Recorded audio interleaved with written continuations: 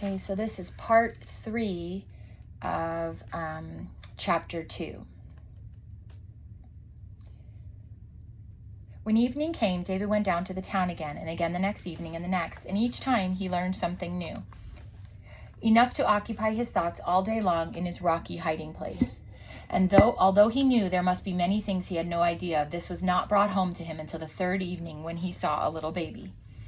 A woman was sitting on her doorstep, and there was not much light, and so David slackened his pace when he saw something moving in her lap. It was very tiny, and it was alive, but it was not an animal. It slowly dawned upon him that it must be a very young baby. David was fascinated. He could not drag himself away, and yet he dared not stay there.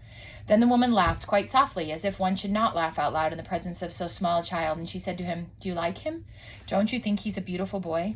Hesitantly, David took a step forward as he looked up and down the street, but there was no one to notice that the woman had spoken to him. He stepped right up to her and bent his head down to see better.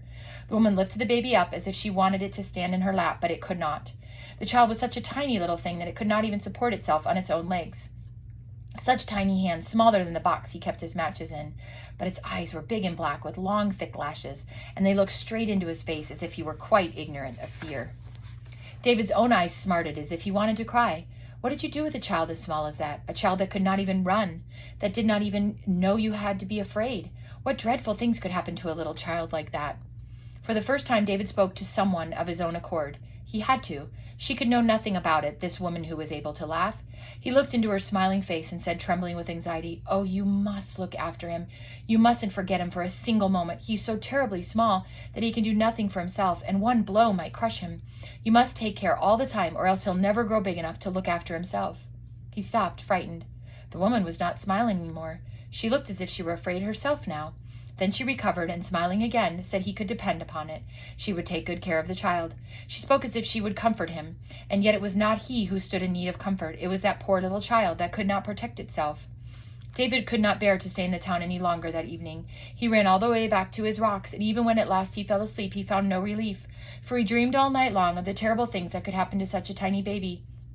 And during his dreams, he kept waking up with the feeling that he was too stupid and knew too little to do anything about it. For the first time in his life, David knew that he could feel for others. He could feel fear for others.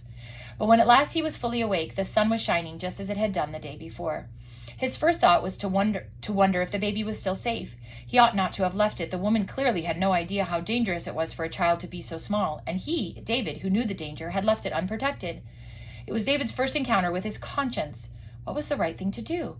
He had not really any doubt. He realized vaguely that one was always quite sure what the right thing was. And it was most important to do what one knew was right. For otherwise the day might come when one could no longer tell the difference between right and wrong. And then one would be like them. And they're talking about the them again. David slowly got ready to go back into town to find the baby and look after it. He now wanted to go on living. There was such a mass of things he wanted to know before they caught him again, but not if it meant being like them. He had already laid the plank in position when he seemed to hear a voice say, "Think what you're doing. Remember what you promised yourself. You were never going to do anything without thinking carefully first." David sat down again. There could be no doubt about it. The right thing was to look after the child. David frowned. But could he? Would he, who knew so much less about life than anyone else, be good at it? Someone had to look after the child, but he was not necessarily the one to do it. Perhaps, after all, the young woman could do it better. Now that he had warned her how important it was, perhaps she was the baby's mother. Most people had mothers, and mothers always cared for their children, even when the children were grown up. With a sense of relief, David pulled the plank back down and told himself he had been a fool. That was what happened when you did not stop to think. In the camp, thinking would have made life unbearable, but when you were free, it was necessary, though something of a strain when you were not used to it. The most important thing of all, he felt quite sure, was to do what you knew to be right. But at the same time, you must not forget to think carefully before you acted. Just suppose he had made a mistake with the baby because he did not know what it needed. David decided he would think about it as little as possible. It still pained him to remember how small and helpless the baby was, but since he could not look after it properly, it would be best to forget about it. But how was it that he had not seen a baby before? There must have been babies about on the other evenings he had spent in the town. The thought worried him. There might have been other things he had passed by without noticing. Johannes had once said he was very intelligent.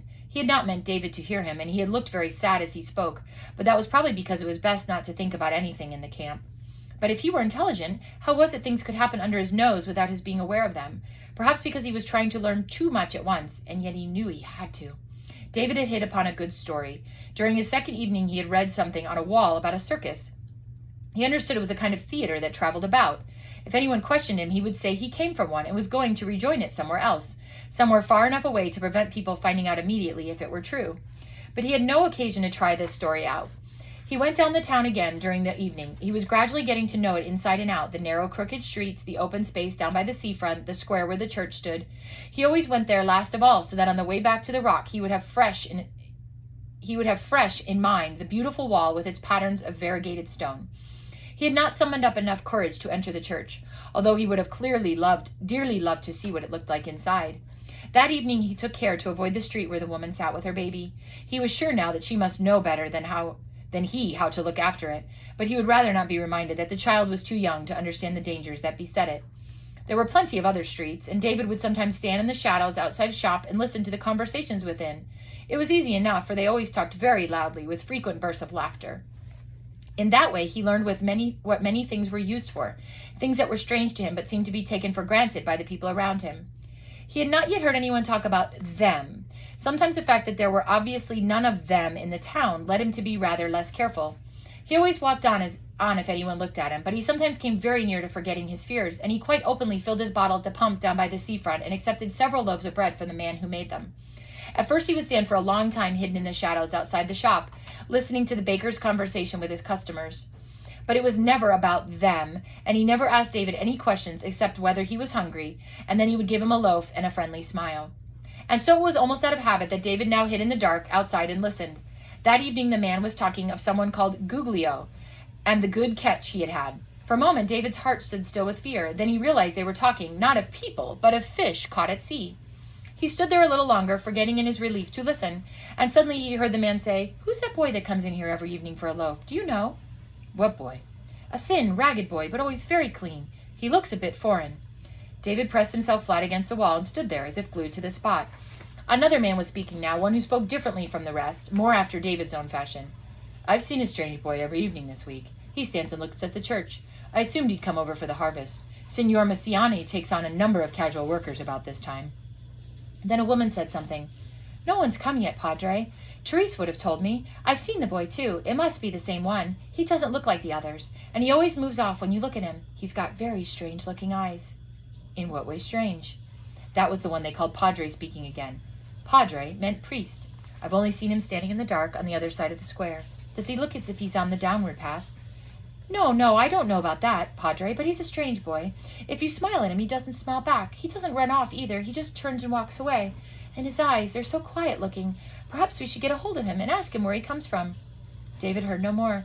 With no more sound than a puff of wind, he was down the street and inside the first open door, through a long dark passage and out again in another street.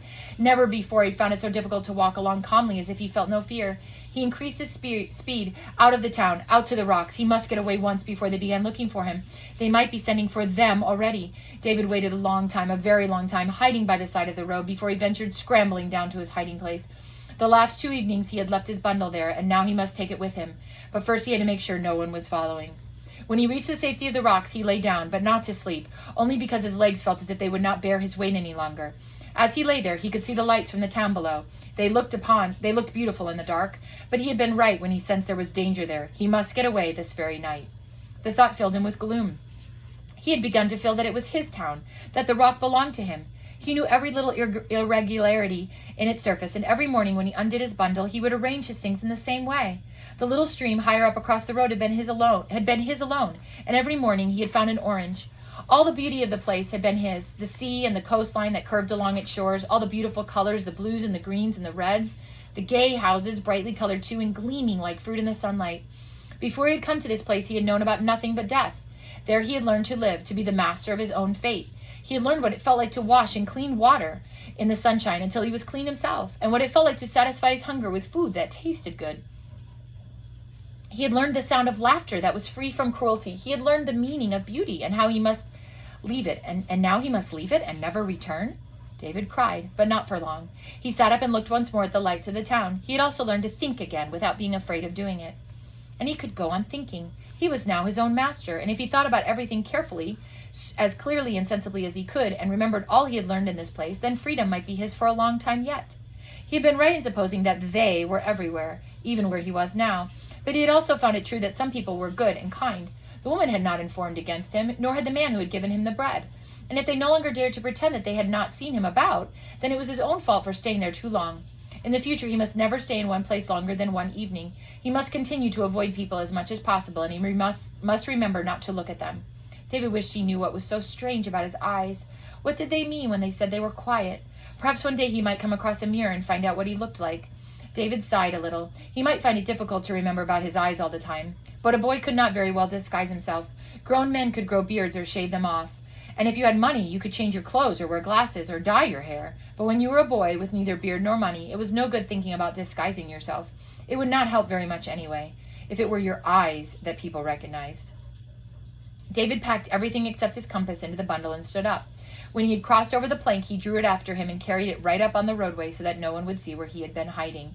He stood still for a moment and looked down at the lights of the town. If the people down there had been really good, like those who risked everything to hide others from them, they would have let him stay. David turned his back on the lights and set off quietly up the mountain slope toward the north. And that is the end of chapter 2. Really interesting seeing somebody learning after having never been in the world at all. Very interesting perspective. And that's the end of chapter 2.